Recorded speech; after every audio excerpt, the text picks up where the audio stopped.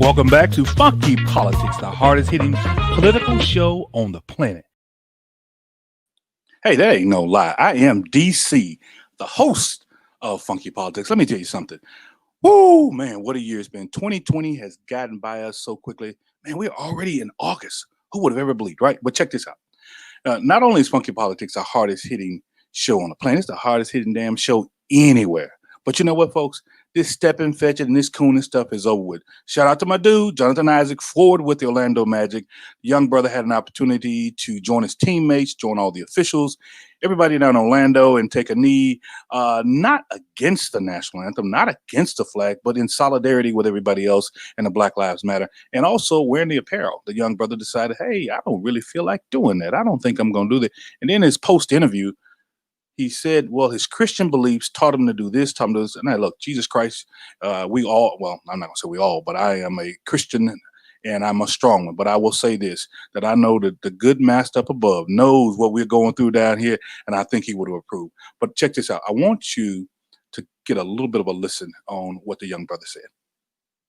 So you didn't kneel during the anthem, but you also didn't wear a Black Lives Matter shirt. Do you believe that Black Lives Matter? Absolutely. I believe that Black Lives Matter. A lot went into my decision, and part of it is, first off, is my thought that, kneeling or wearing a Black Lives Matter t-shirt don't go hand in hand with supporting Black lives. And so I felt like, just me personally, and what it is that I believe in, standing on the stance that I do believe that Black Lives Matter, but I just felt like it was the decision that I had to make, and I didn't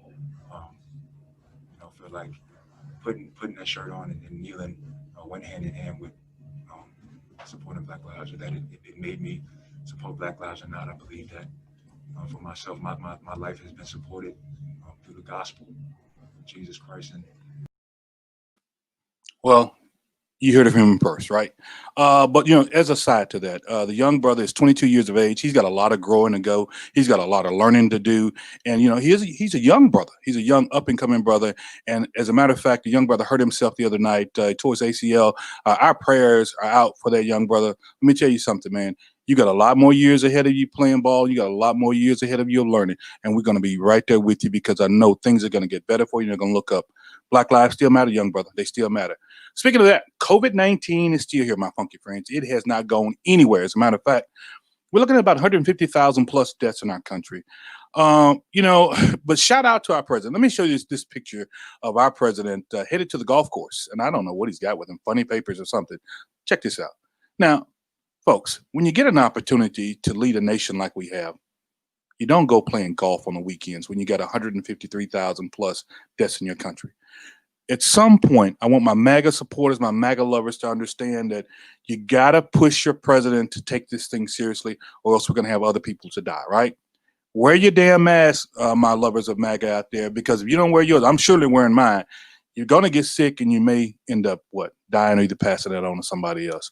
But speaking of damn atrocities, and that is an atrocity by itself. Speaking of atrocities, we got some police agencies in our country that I don't know if they get it yet. I really don't know if the agency gets it. Not the officers, but the agency itself gets it. And it was an incident in Aurora, Colorado not long ago, where some young girls and adult women were forced to lie face down on the hot pavement while at least about five officers investigated a purported stolen vehicle. Take a look at this. This morning was supposed to be a girls' trip to get nails done. But before this family got to an open salon, they were detained by Aurora police. I saw a car next to me with 4 girls in it. Feet were up on the dash. It was real cute. And next thing I know, the police pull up silently behind them and had guns drawn on the children. Jennifer Wirt started recording on her phone when the police handcuffed the kids and put them face down on the ground. That's police brutality. I don't give a damn what nobody say. That's police brutality. From right to left, the video shows a 12-year-old, a 17-year-old, a 14-year-old, and a 6-year-old. She's screaming for her mother, and I'm trying to calm her down. Police say they detained this family because they got a report of a stolen vehicle from the parking lot at East Iliff Ave and Buckley Road. But Brittany Gilliam's car wasn't what they should have been looking for. He's like something about the car being reported stolen. And I was like, this happened months ago. You guys cleared it. We had to pick up the car the next day, the very next day. So I'm not understanding what's going on. Brittany's car was stolen in February and found the next day.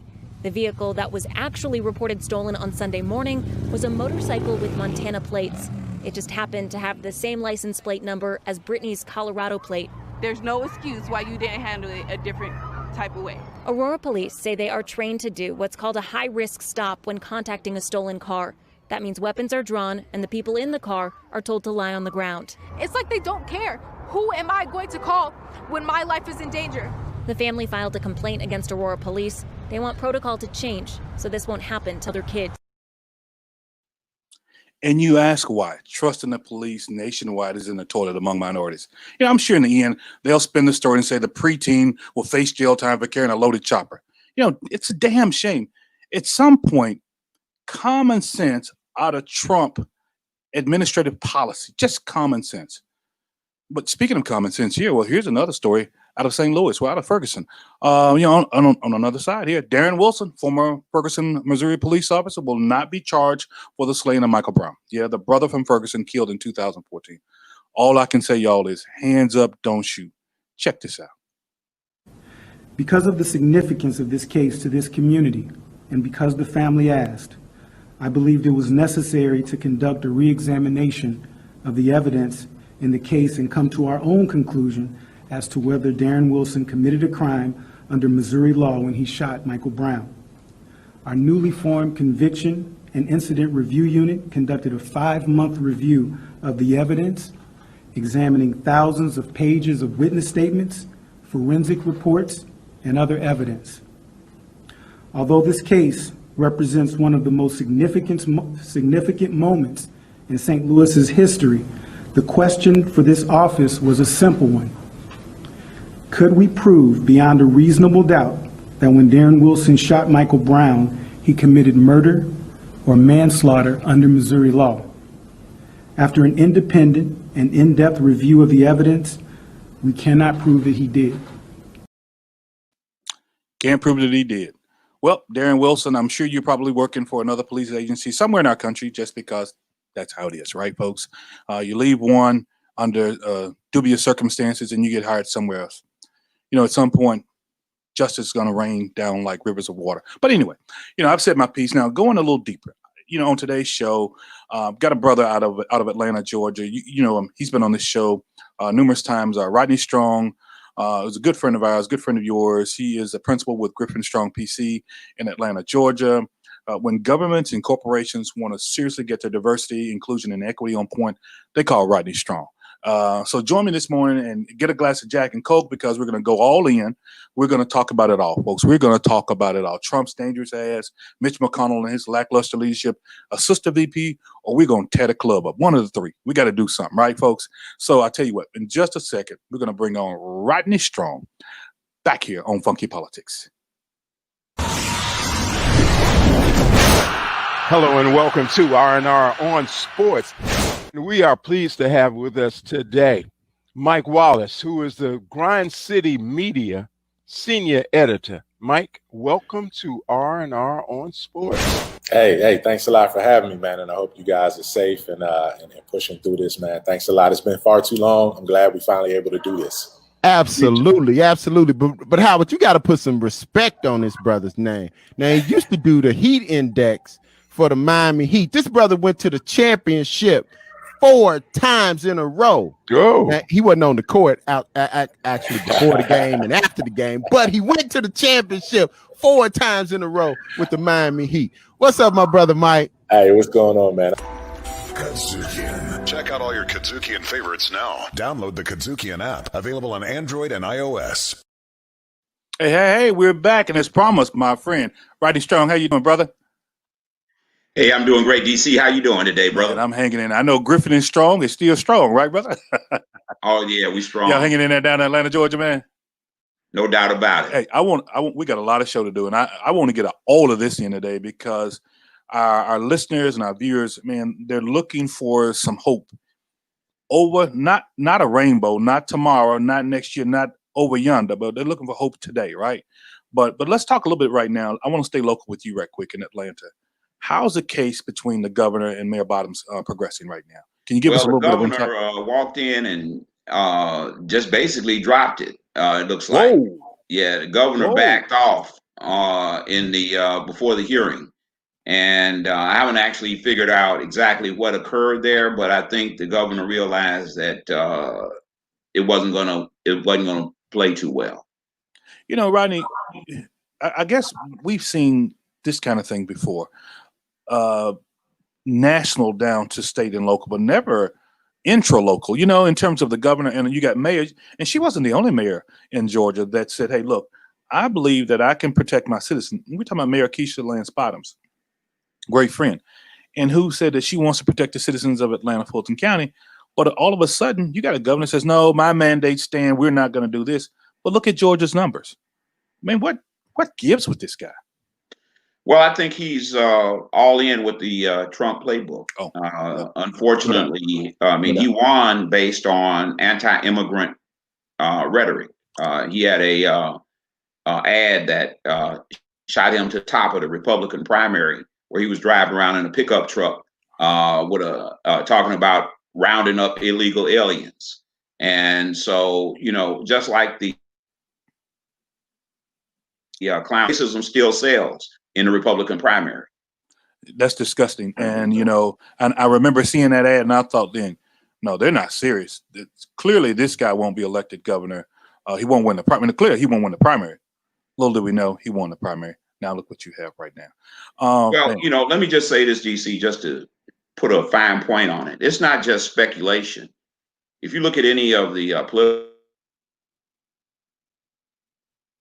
political science where they ask people a whole battery of questions, sure, and basically they determine those people who have what they call in political science tendencies toward racial conservatism, which is their term for it.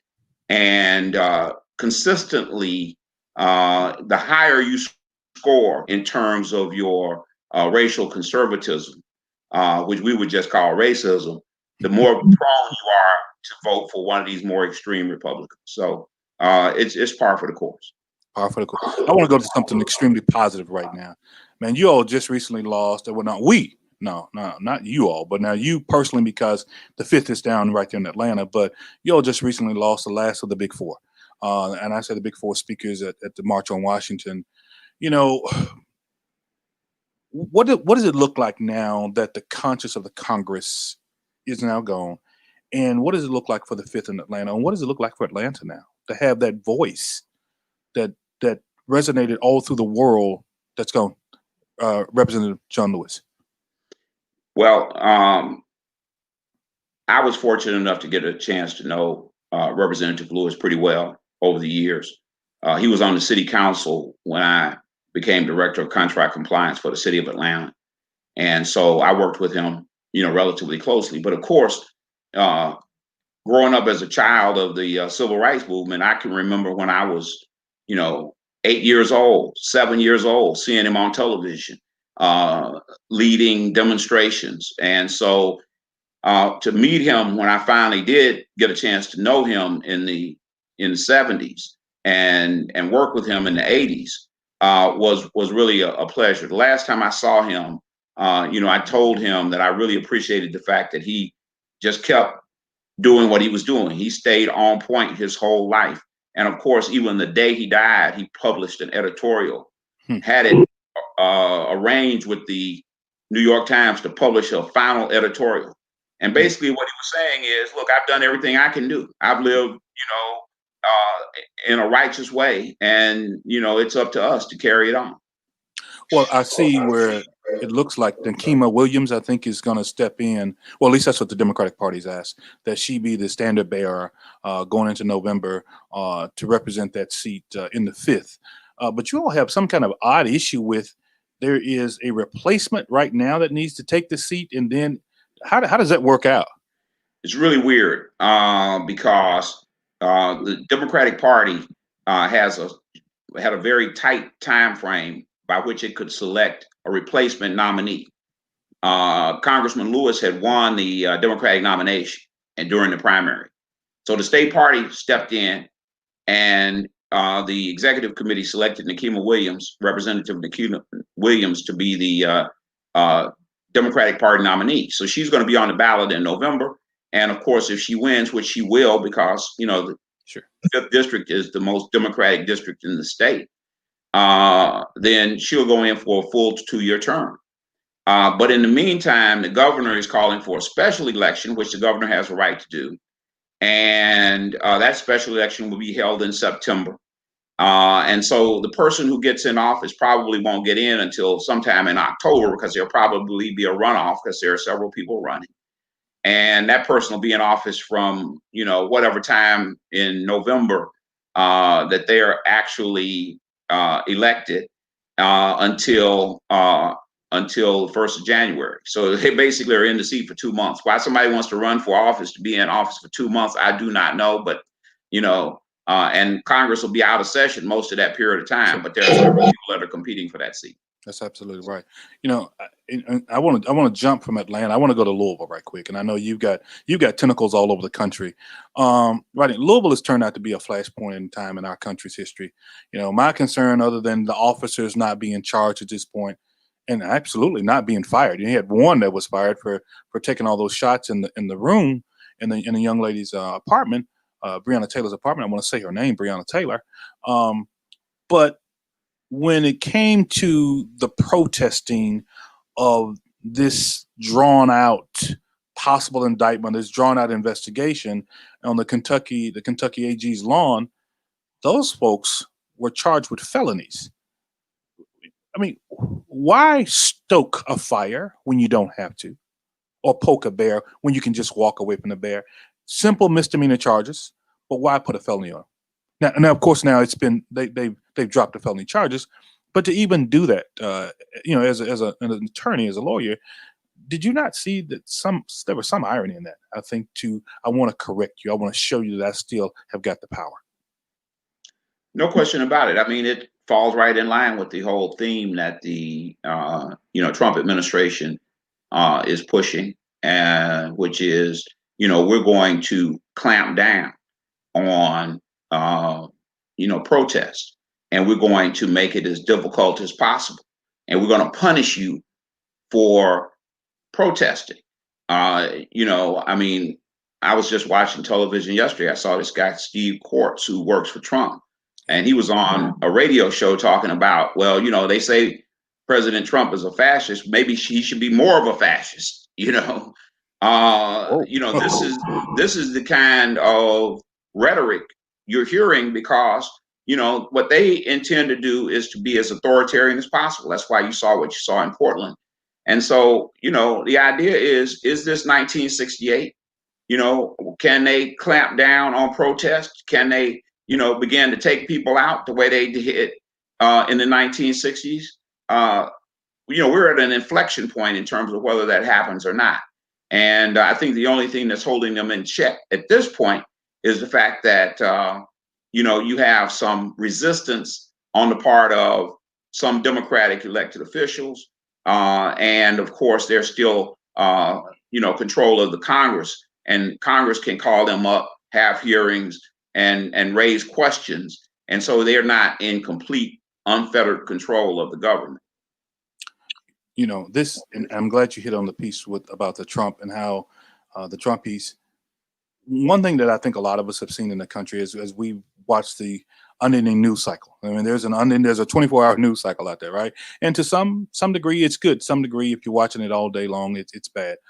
But I want to ask you this: does the president's rhetoric, when it comes to wearing a mask, the Charlottesville protest participants having some good folks on both sides, to the verbal attacks on the squad, the Omar Presley, Ocasio-Cortez, and Tlaib, does that embolden his supporters? Does that give them, in your opinion, that unfettered right to say, I'm not wearing a damn mask? And, these people are very different. And in some of these things I see around the country, it's always go Trump, or after some racist flashpoint, it's always something referring back to. Has he emboldened those folks to do that, you think? No question about it.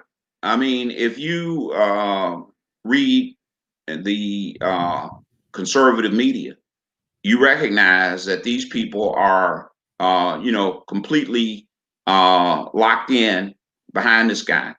I just was reading some commentary the other night, some polling data that was showing that, white Christian conservatives are just as firmly behind Trump as they ever were. He hasn't lost 1 point among those kinds of people.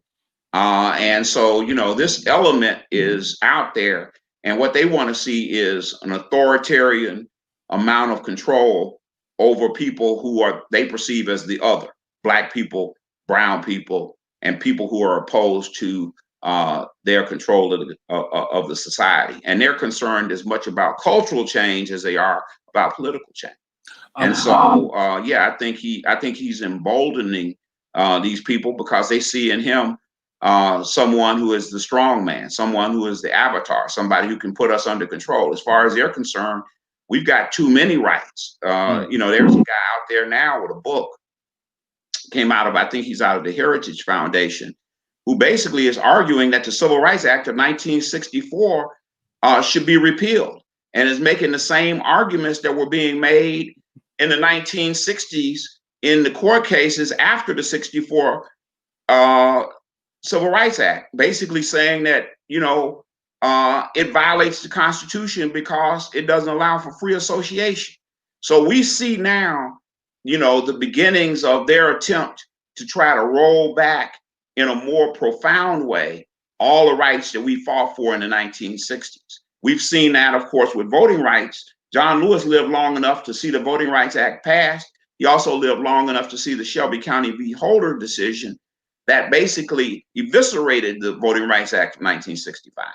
And so, my old boss, Maynard Jackson, used to always say, it's just as important to fight to stay free as it is to fight to be free. And so, it's always a struggle because there are forces that wish to turn the clock back. Speaking of those forces, and I want to get onto this racial injustice in America against Black people. I mean, there seems to be these qualified statements that you hear all the time from whites that said, well, my parents and my grandparents didn't own slaves, or it's been so long ago, you just need to let it go, or I'm not a racist, I have plenty of Black friends. I really like that one. I'm not a racist, I have plenty of Black friends. I'm wondering, and please opine, have whites forgotten that a lot of hurt a lot of us who were in our 50s and 60s, we're not talking about slavery anymore. Now that's in our mind, but there are some recent issues that I don't think that they recognize, especially the killing of these black and brown boys and girls in our communities at the hands of law enforcement. And also, you're talking about the redlining. Then we need to talk about how back in the day you had these major insurance companies that wouldn't write us major policies, but would write the white folks major policies. We had to go get the barrier policies. Have they forgotten that it's not slavery or even segregation? It's just sometimes some of this hurt is yesterday. Yeah, well, DC, I think it's on a few levels. Let's just break it down. One, this whole issue of slavery was about the accumulation of capital. If you heard Reverend Jim Lawson preach at John Lewis's funeral the other day, that's right. And of course, I grew up going to church a block down the street from Jim Lawson's church when he was at Old Centenary. Right. Before they moved around on Macklemore, when they were still on Mississippi Boulevard, he was the pastor.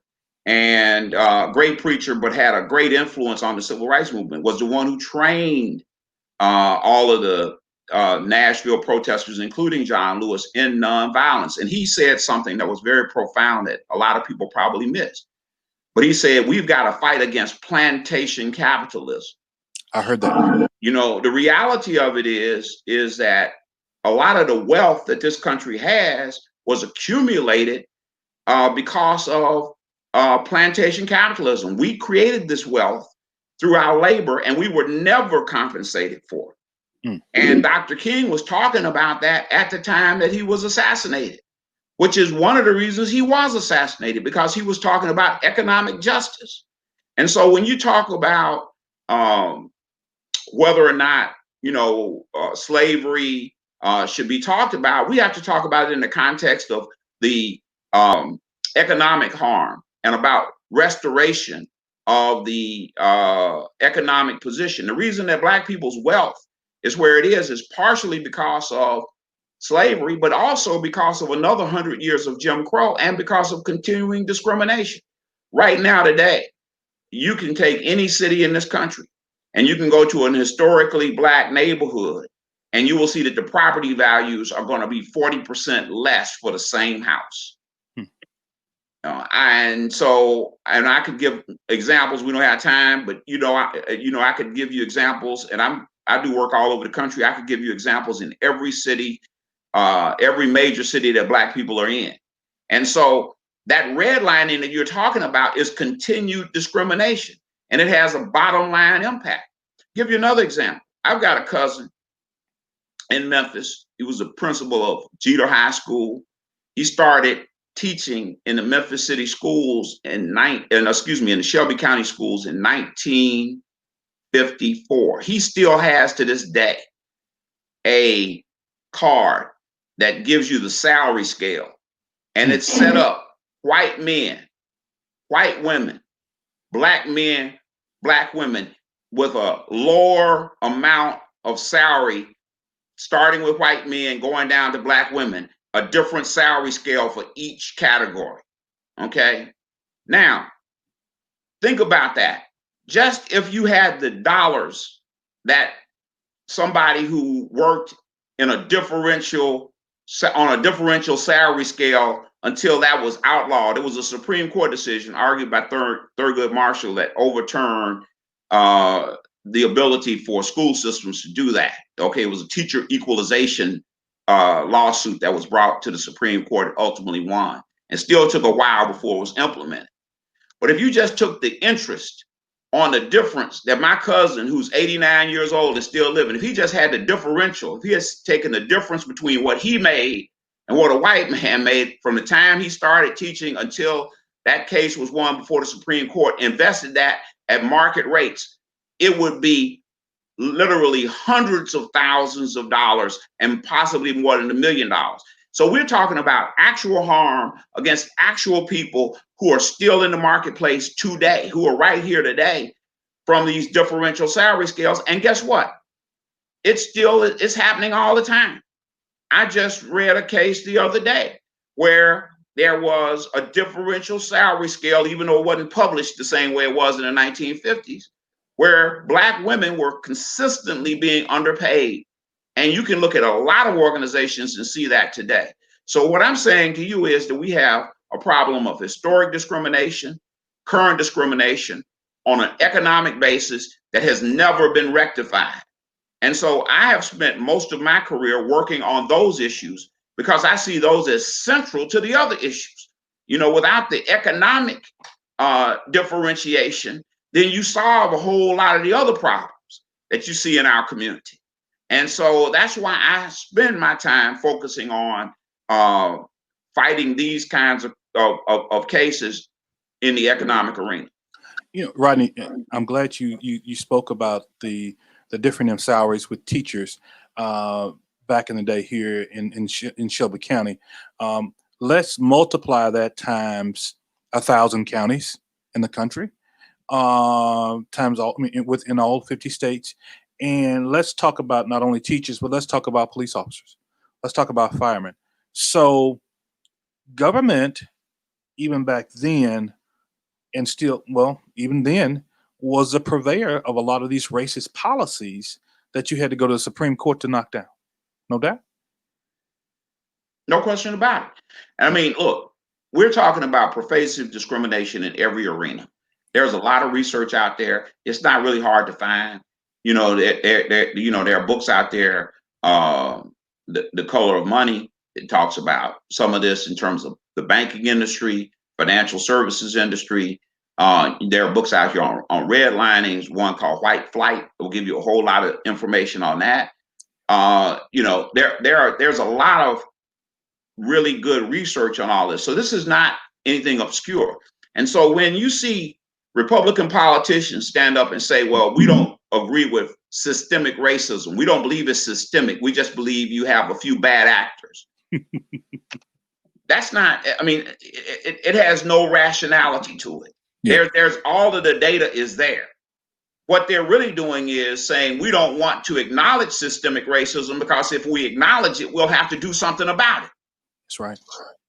Yes, that's right. And a cousin of mine, Darwin Henderson, he and I, we were on vacation not long ago, and he said, man, he said, we got to start talking about reparations. We got to start talking about reparations. I said, Darwin, the conversation was laid out there some years ago by a great congressman out of Detroit, and it didn't come out of the House, but we're still talking about it. I'm hoping that if in fact that the Democrats can flip the Senate, and of course will maintain the House and can flip the White House, that there will be a real conversation. And I understand that Vice President Biden has said he wants to have a conversation on what a reparations outlay would look like. At least he's talking about the conversation. And I think a lot of this, and how do you make that happen, Rodney? I don't know in today's dynamic society, but I know that we can issue debt for everything else in this country, can't we? We can find a way how to try to correct some of the vestiges of what we consider to be intrinsic racism in our country. No doubt about it. Yeah, I want to jump to one thing. When we talk about, and I say sooner than later, we're going to have a black female who will be president one day, and I think it's going to be much sooner than later. But one of the reasons that your state, Georgia, didn't elect a black female governor is twofold. Number one, white educated women didn't stick with her, with Stacey Abrams, and nor did black males. What can a black female candidate do? What more can she do to convince those very different constituents that she can carry the load? She can do the work. She's put the work in, but now to look at her as the ultimate leader, I don't know. But she's been the Speaker of the House, or she's been the majority leader, but I'm not so sure she could govern as the governor or the president. What can black female candidates do to convince those of us who are black males, Rodney, that she's more than qualified? Yeah, I mean, look, I think that when it comes to politics, we've got a couple of problems. On the Democratic side, we have historically had a problem getting enough investment in political education and ward and precinct and turnout operations in the black community. That's been a problem. And I mean, the reality of it is that a number of these candidates have underinvested. And some of that has to do with the incentive structure that's out there. These political consultants make a whole lot of money from running TV ads. They don't make a whole lot of money for putting people on the ground and for doing political education. And I think that there's also, now that you have social media, and now that you have a younger generation of African-American males who have been statistically, on the whole, less educated than African-American women, that you have a tendency to have more African-American men who are willing to be susceptible to some of this propaganda that comes out from the right, because they don't really fully understand the extent of systemic racism and how important it is to deal with that. And so a lot of these class-based and cultural resentments that exist between black men and black women get amplified on social media, and they're able to use that to tamp down the amount of support that black women candidates get. I'm very familiar with that because I'm a supporter of Kamala Harris. I supported her campaign. I was on her finance committee, and I observed, the ways that social media was used as a tool to try to attack her. And so I think that what you have to do is as a candidate, you got to recognize that. I mean, Obama was attacked on a lot of levels, but he was able to have responses, a quick, rapid response team that was effective. And so I think that certainly we learned a lot in the Harris campaign. I'm sure that other black women who run in the future, I think Senator Harris was I think she's the first black woman to run since the former senator from Illinois ran. And I think Mosley Braun? Mosley Braun. I was trying to think of her name. Carol Mosley Braun. Carol Mosley Braun was the last African-American woman to run, but of course she didn't have as viable a campaign as Senator Harris. So I think we keep climbing that mountain. But I think you got to run, and every time you run, you learn. Sometimes you run and you lose, and then you learn some things and you win the next time. And finally, I just want to say this about running for office. I've worked on a lot of campaigns, but I observed something early on in my career. When I was in high school in Memphis, Andy Young ran for Congress, 1970, and he came close, but he lost. But the next time he ran, I was in college. I was a freshman in college. I worked on that campaign, and they learned so many lessons from losing in 70 that when they came back and won in 72, they made sure that they didn't make the same mistake twice. And so I believe that a Black woman who runs and runs again will be in good shape. And so I think it's going to happen, but I think we got a lot of work to do with our brothers, because quite frankly, a lot of African-American men they recognize the importance of, when I say they, both Republicans and people who would be running against an African-American woman candidate in the primaries recognize that the soft underbelly of the Black vote is the Black male vote. And I think we've got a lot of work to do to make sure that we keep the proper information flowing and that we tamp down some of those resentments that exist between Black men and Black women. In that vein, Ambassador Susan Rice, Senator Kamala Harris, as you said, and Representative Karen Bass of California, according to some media outlets, are the leading VP choices right now. But because you had a bird's eye view right there on the finance team with Senator Kamala Harris, do you think that as some people call it, the aggressive nature of her stance during the primary, early primary at the debate, did it hurt her with her chances of becoming the VP nominee with Vice President Biden? Well, if it did, it's an indication that Biden doesn't want to win. I mean, the reality of it is that you need somebody that's going to come strong. If anything, in my opinion, she was too light on him. Okay. Because the reality of it is that she made an argument to a certain degree, but then she backed off on really what the ultimate part of that argument is, which is, systemic racism. And the fact that, we understand that there was a system in place at that time, and you had to go along to get along, and you had to deal with the Strom Thurmonds of the world. But there's a real world consequence of that. And so now we've moved to another level. And now you might not be able to do busing, but there's something wrong when you have completely segregated school systems, and then you have them with less resources. And you see it playing out in any major city in this country. And so consequently, I think that she didn't hurt herself in the sense that she had to demonstrate that she's prepared to play. Look, you don't get to be Attorney General of a state the size of California twice and get elected to the United States Senate and take out, even before that, a popular, supposedly liberal district attorney in San Francisco, unless you're prepared to play hardball. I don't think you get to the top, playing beanbag. And so if the Biden campaign wants somebody who can play hardball, they got somebody. And if they're not prepared to play hardball, if they want somebody to play, pity pat with Mike Pence, well, they can pick somebody else. Yeah, you're right about that. Now, I wanna stay right there though, because I think Kamala's strength is there. I think Susan Rice is pretty strong out there as well. I think they will the Republicans or the conservatives will try to come at her with that Benghazi piece, and then they'll try to tie her to Secretary Clinton. I don't know how damaging that'll be in the long run.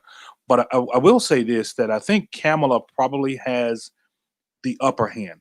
I think the vice president's going to make his decision very soon, probably within the next 7 to 10 days, and we'll see what happens.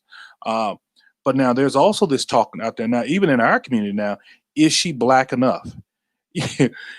and I guess at some point, Rodney, when do we as a community say, We got somebody who will fight for us. We got somebody who looks like us. Let's accept them on face value.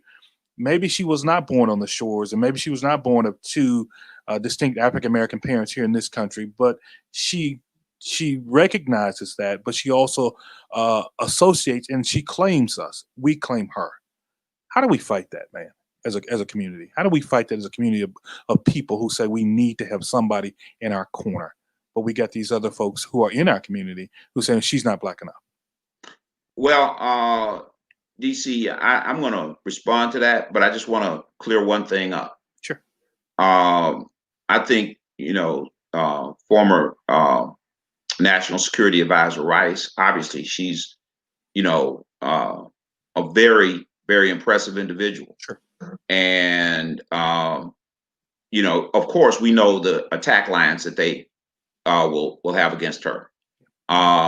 Representative Karen Bass, who I respect, obviously, we know the attack lines that they'll have against her. Yes. And of course, because Senator Kamala Harris ran for the United States Senate and then ran for president, we already know the attack lines against her because she's been vetted in the marketplace. Okay. Right. So I think that you to get back to it, I think that really the question of is she black enough is pretty ridiculous. I mean, I know her. I've known her since 2001. She went to Howard undergrad. She plays AKA. Yeah. That's about as black as you can get. Look, I'm with you all the way. As a matter of fact, Rodney, in the black community in Oakland. Her dad is probably one of the most progressive economists. I mean, her dad was. I knew who her dad was before I knew who she was. He was an economist, one of the few black economists I think the only black economist at Stanford, and one of the few black economists at a major institution, Ivy League, or in that category type institution. And so he was well known among black folk who were paying attention to black economics. And he was one of the most progressive economists out there. Her mother was an activist in the civil rights movement, and she grew up, in Oakland in the black community, catching that bus like she talked about. And so she's had the black experience. I tell you, I had known her probably 10 years before I even knew that her mother was Indian. Okay. So, because, as black folk, we look all kinds of ways. That's right. That's right. So, she could have come to my family reunion and fit right in. So so this question of whether she's black enough is something that people throw out there the same way they're going to throw out the fact that Representative Bass praised the Church of Scientology one time. I mean, what congressman doesn't go out and issue proclamations for this group and that group, but that's become an issue now. So and so one of the things you're always going to do to try to undermine folk in the black community is, are they really black? Are they really down with the brothers? Yeah, are we going to out black each other? And that's right.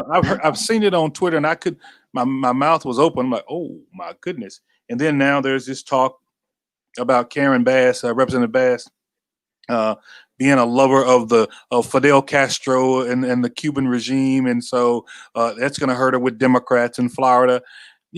I think when you have a person of color, and I want to say a black person. When you have a black person who is who's being vetted for something that's above what they consider to be our pay grade, they come up with these small little pinhead issues to try to take us out, and we help them sometimes. And I really want my listeners and my viewers to understand that Kamala Harris, whatever you want to, Senator Harris is a fine woman, and I believe she would represent us well, our community well, as the vice president. Hopefully, sometime soon, after, of course, President Joe Biden decides he's not going to run for re-election, or he will run for re-election after that she would be the standard bearer for the party. It's coming one day, and I'm hoping that at some point we as blacks can say we're going to support our own. We're going to support her.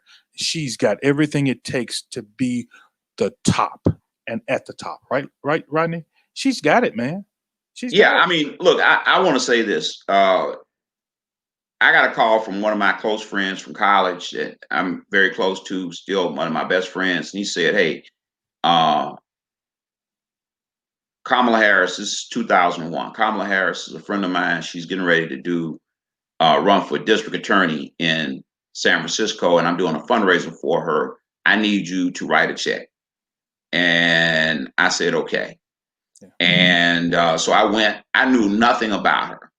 So it ended up being a relatively small affair. So she went around the room. She asked everybody why they were there. And I'm not really good at dissembling.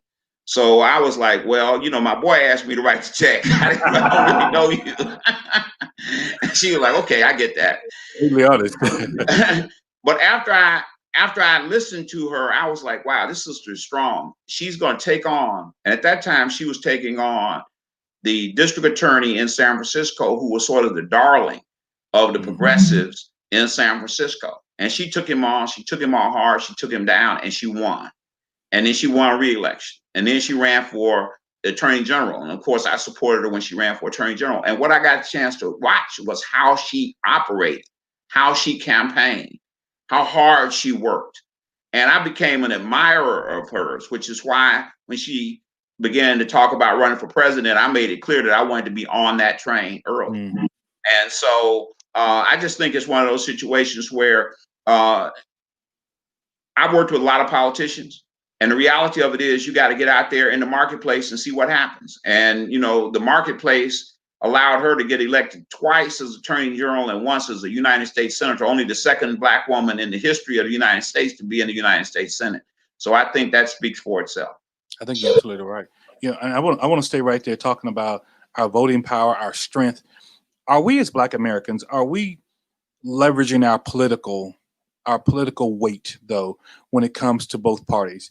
They talk, well, there's a third party politics in this country has never played out. It's never, let's call it what it is. Maybe back in the day, you're talking about the 1900s, maybe you had an issue then, but now we look at you either Republican or Democrat. Have we put too many eggs in one basket, Rodney, and we've not leveraged enough weight on the Republican side where we can expand that party and maybe getting them to think differently than some conservatives do? Yeah, I mean, you know, Memphis has a long history of very deep ties to Black folk in the Republican Party. In fact, the strongest Republicans in the country, the strongest Republican in the country was Robert Church Jr. He was the strongest African-American Republican in the country for many, many years. And, you know, Lieutenant George W. Lee was the leader of the Republicans in Tennessee. And that was always a struggle in Tennessee between the Black Republicans out of West Tennessee and the white Republicans over in the east part of the state. And there was always, they would call it lily whites versus the brown and tans. Mm. And they used to have this struggle. And for many, many years, Black people were, up to 1964, Black people were very well represented within the Republican Party. And there were a lot of great Black Republicans that, you know, were important. And of course, Ben Hooks out of Memphis came out of that old Memphis Republican organization. The Republicans in Memphis started the NAACP. The problem was that in 1964, when Goldwater ran for president, he was able to basically take over the party apparatus and win the nomination from the moderate wing of the Republican Party. And he took a stance in opposition to the 64 Civil Rights Act. And so he began to move the Republican Party toward what we see now, which is a party that's core animating feature is anti-Black racism. And so it's really hard for us to have a core in that party. If you look at the Black people who were in the party, who also were committed to the advancement of African Americans, most of those people are no longer have any relevance. You know, we saw during the George W. Bush administration, where because he had ties to that old guard wing of the party through his father, George H.W. Bush, there were some Black Republicans that everybody could work with. I used to talk to some of my friends who were Black Republicans, and they would say, look, one of my friends who's a Black Republican used to always say during the George W. Bush administration, look, there's only one party in the United States, and that's the white people party. So I just got into one with the short line, right? But what we've seen now is the Republican Party has veered to, especially since the election of Barack Obama, has veered in an even more right-wing, anti-Black, racist posture.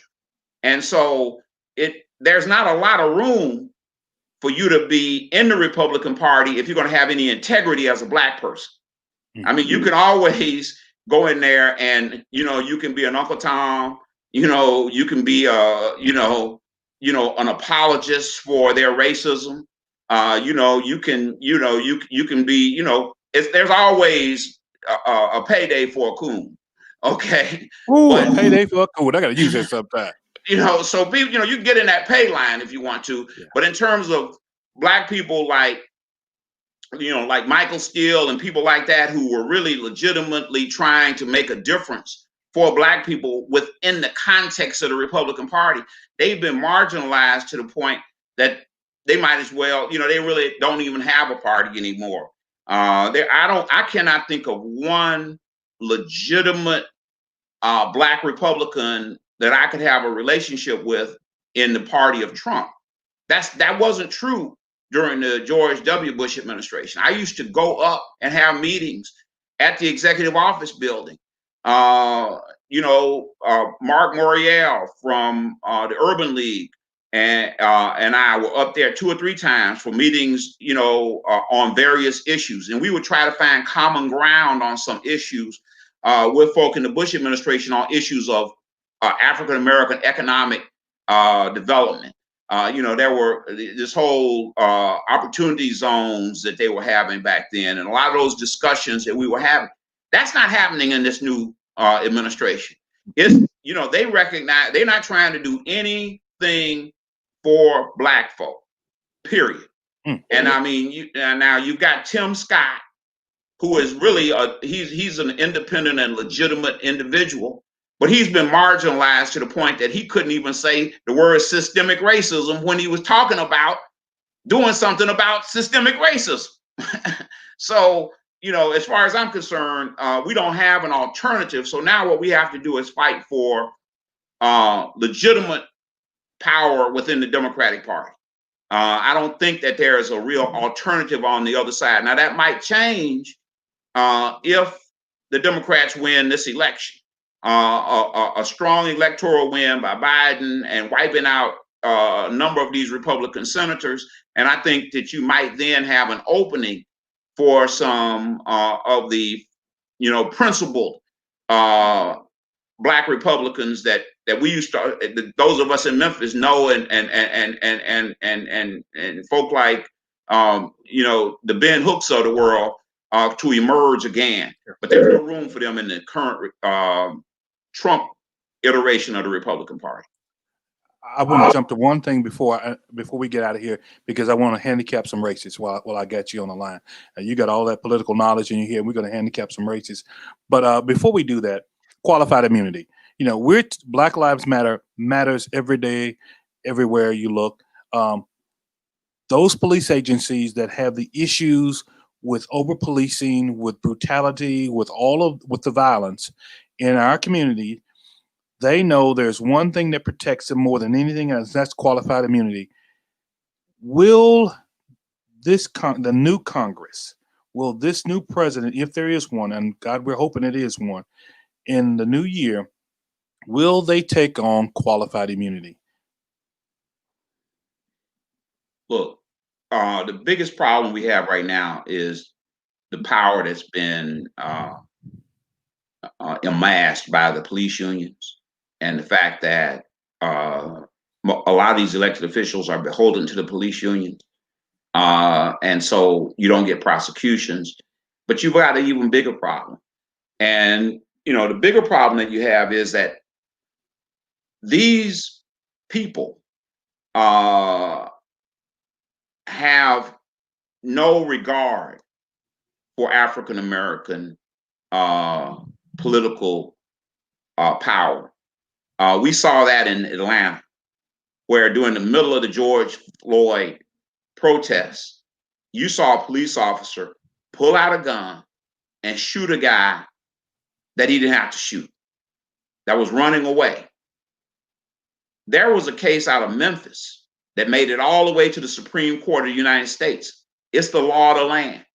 It says that you cannot shoot a fleeing suspect.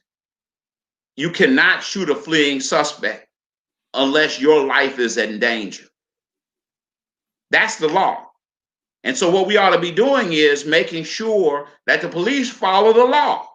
You're supposed to be the law enforcer, but you on tape pull out a gun and shoot a guy in the back, not once, not twice, 3 times, who's running away from you. Why? Because he ticked you off. Because he fought you, he took your taser, and he shot the taser back at you, then he kept running. Okay, you didn't get hit by the taser, but you're going to shoot this guy 3 times. And this is during the middle of the George Floyd protests. So what does that say? That didn't mean a thing to this police officer because he felt like he had immunity. He felt like he could operate with impunity in that circumstance. And so the fact that you have a progressive African-American Mayor, Keisha Lance Bottoms, who he nominally works for, didn't mean a thing to him. And so until you make them pay every time they take these kinds of actions, you'll still continue to see a repeat of these actions because our demonstrations, our protests are not even heard by them. That was, if anything happened in the Wendy's parking lot in Atlanta, it demonstrated that the demonstrations and the protests mean nothing, that they will take you out, that the Supreme Court's decisions mean nothing, because they know that you're going to end up with situations where the prosecutors are going to feel like they can't prosecute, or if they do prosecute, they're going to be acquitted. And so consequently, we've got to have this qualified immunity has to be limited. And there have to be substantial changes in the law to make it much easier to prosecute police officers who shoot unarmed suspects. I tell you what, Rodney, you know, the reason I have you on the program is because of your depth and your wealth of knowledge and what you bring to our listeners and our viewers, man. You're sitting in Atlanta, but you could easily be in D.C. If it were not for the powers that be, you'd probably be secretary of something right now. Brother, I appreciate your forcefulness and your information. I need to get you back because I want to at some point handicap some races. I want to really go in depth on really races around the country that Black folk need to be watching. And if you're not registered right now for November, get registered right now, right? Of course, primaries now are going to be pretty much over here in the next few days, but get registered for the big dance in November. And what we'll do, Rodney, is we'll do another show and we'll sit down and we'll dissect. We'll go state by state. We'll look at some House races. Let's look at some state House races, because a lot of this, the state House races have more to do with your day-to-day life than most things that come out of the Congress. Do you not agree? I certainly agree. And, you know, in some of these states, we're close to flipping the legislature. If we could just, you know, these suburbs around Atlanta, I mean, Atlanta's grown so much. When I first moved to Atlanta, we had 1 million people. You know, this census, we'll probably have 7 million. Wow. And so Atlanta's the biggest part of the state. You know, if you took Atlanta out of Georgia, it would be the size of Mississippi. Okay, so now what you're seeing is there are so many seats in the metro area where you have a real chance of beating these Republicans. And so, you know, I think Georgia is one of those states. I think, you know, Texas, there's been, you know, an upswing in Texas, clearly Georgia and Texas, and then, of course, North Carolina. And then, of course, they already flipped Virginia. So Virginia gives you a roadmap for how this is done. I think North Carolina will probably be next. I think Georgia will probably be next. I think Texas will probably be last. But I think that we've got to keep working hard on these state house seats. Of course, the forces that are opposed to us are going to be very active as well. It's going to be a lot of money spent on state house seats. People are going to be surprised how much money is going to be spent on state house seats because we're getting down to a few seats making a difference. Hey, Rodney, I appreciate you, brother. What we'll do is we're gonna do another show. I got to get you back because I want to dissect for those of our listeners and viewers who are around the country who are in some of those states in the North Carolinas, because I think Tillis is in trouble. I think Cunningham's got him. I think Collins is in trouble in Maine. I think Ernest is in trouble in Iowa, and of course Corey Gardner in Colorado. We need to talk about these issues, but we're going to do it when we got a lot more time. I appreciate you being on the show today, my brother. And you know what? Come back again pretty soon, would you? Look, I love being on Funky Politics. I like that, man. I love being on I love doing Funky Politics. Hey, y'all, check this out. I'll be right back with some closing thoughts right after the buzzer here. Thanks, DC.